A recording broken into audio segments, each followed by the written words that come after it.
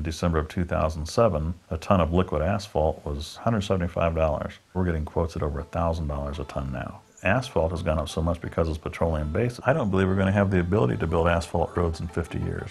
What we're proposing is a road that pays for itself over its lifespan. Not only pay for itself, but provide a whole slew of new features. Welcome to Solar Roadways.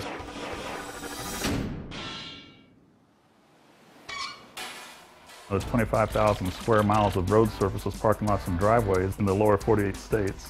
If we covered that with solar panels, just a 15% efficiency, we produce 3 times more electricity than this country uses on an annual basis. And that's almost enough to power the entire world. Roads are collecting heat anyways. This thing collects the power and stores it. Your whole road is an electric grid that delivers the power right to your front door, along with cable TV, high-speed internet access, your telephone, everything right there. The technology behind it has already been done to death. I'm just taking a lot of different technologies, making something new out of it. The one thing that hasn't been done is driving on glass. It's got to have the same traction as asphalt, has to be strong enough to support a fully loaded semi-truck, locking them up at 80 miles an hour, shatterproof, fireproof, transparent enough to allow the sunlight through but not to allow the glare back into the driver's eyes, all these specs.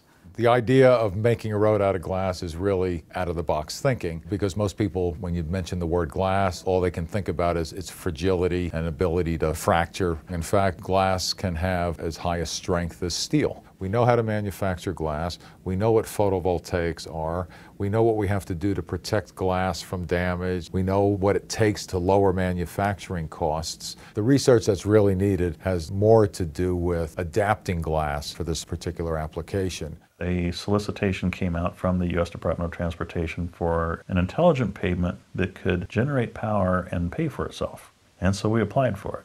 That gave us the funds to actually build a prototype. We purchased parts to build a 12-foot by 12-foot full-size solar road panel. And our solar road panel has a 32 by 32 array of individual electronic modules. Each of these have LEDs, 3 white and 3 yellow. We milled some traces underneath for the cables. So our cables are coming in and they feed the electronics modules. We're sending commands to the microprocessor wirelessly. The microprocessor determines which of the LEDs are lit up. And we can spell words this way. There's a total of 6,072 LEDs in the prototype. So we can spell just about anything we want in there. In addition, we built a 3-foot by 3-foot panel with a frame around it. And we call this our crosswalk panel. There are load cells in here, and it's a weight machine basically. If you're driving at night and you're daydreaming or something and somebody steps off in dark clothing onto a crosswalk in front of you, that crosswalk starts to flash, the road in front of you starts to flash, it gets your attention, tells you to slow down.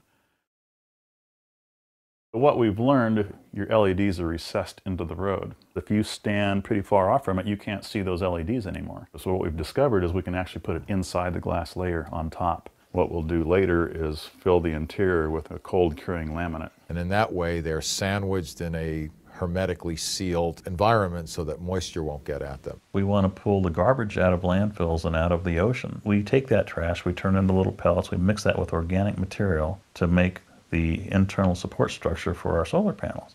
There are engineering degrees out there they didn't have when I went through, environmental engineering degrees, and a whole generation of new engineers coming up wanting to spend their careers working on the environment. I think that's fantastic. You realize that everything that your ancestors did affects us today, and everything we're doing now is going to affect generation after generation who are going to come after us.